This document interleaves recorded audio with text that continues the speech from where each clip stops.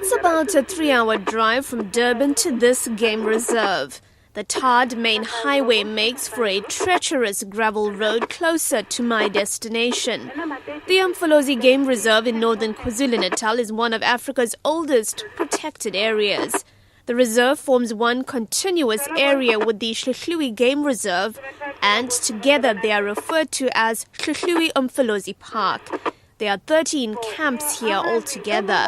This ranger would only speak to me on condition of anonymity. For the purposes of this interview, we will refer to him as Sizwe.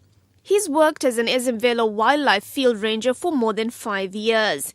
In that time, he says he's worn the same uniform day in and day out. The rips and shreds that reveal dusty knees and sunburned shoulders testify to this. Sizwe speaks to me in the middle of a cluster of 3 worn-out and dilapidated rondavel-style huts. He lives here with other field rangers. They were too scared to speak to me for fear of losing their jobs. But they say their main concerns are a lack of clean running water, sometimes for days, and a lack of gas, forcing them to cook on outside fires. Sizwe describes what he does every day for 2 months at a time. As a field ranger, we fight rhino poaching. We also look at rhino poachers. They are making our job very difficult. The hours that we work by contract is 6.5, but since we are fighting rhino poaching and looking after nature, we lose track of the time. Because criminals can come at any time, and they can come at night. At times you walk 4 kilometers just to patrol or to the place where the incident happened. You can count 8 or 10 hours in a day of doing patrol work.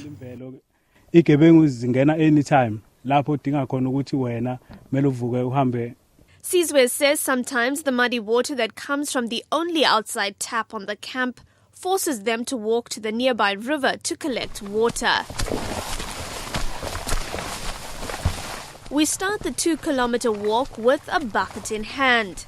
At the river's edge, Sizwe bends down to collect some water and continues to vent his frustration about the situation. As field rangers, it is very difficult for us. There are many days that we wish they could help us. Even the houses that we are in, they are not suitable for the wildlife employees that looks after nature. The houses that we live in, they don't satisfy us as field rangers. They know that we live in the bushes, but we don't have enough water. As field rangers, it is very important for us to carry water, and sometimes we patrol without water. While anti-poaching efforts by government and wildlife authorities have been stepped up with convictions on the increase, Sizwe says many of his fellow rangers have been offered bribes to aid poaching syndicates. He says poor salaries and living conditions on site make these large offers of money very tempting. He says he's never accepted any offers. By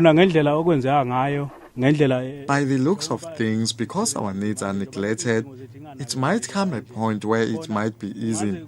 Our salary is too small because people are poaching rhinos. Dr. Mkize made an investigation and found that it is usually workers that are involved. The need for that is people need money. The money we earn is too little.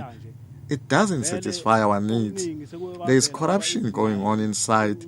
There are field rangers involved with the criminals because their salaries is too little and their needs are not met.